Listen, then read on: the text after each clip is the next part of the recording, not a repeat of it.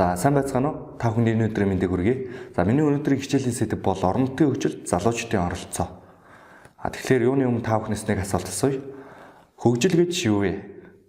Миний хувьд бол хөгжил гэдэг нь өмнөх байснаасаа илүү сайжрахыг хөгжил гэж авч үзэж байгаа. Яагаад гэвэл би өнөөдөр нэг мод тарьлаа гэж бодоход тэр мод маань ургасаар намар гэхэд маш үзэгдэлтэй сагалгар мод болж хуурсан байна.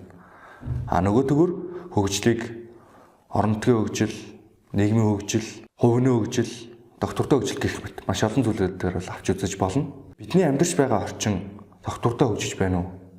Хувийн хөгжиж байна уу те? Эдийн засгийн хувьд өсөлтөө хөгжиж байна уу гэдгийг анхаарч авч үзэх нь чухал. Тиймээс залуучууд та бүхэн орон нутгийнхаа хөгжил заавал оролцох нь чухал байнамаа. За оролцоо гэдгийг хамгийн энгийнээр тайлбарлахад бол гарын 5% байлаа гэж авч үзэхэд залуучдын оролцоог эрхийн хурав гэж авч үзье.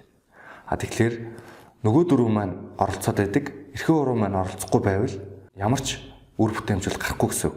Тэгэхээр залуучууд заавал оролцож байж нөгөө бидний орон нутаг маань хөгжнө гэсэн үг.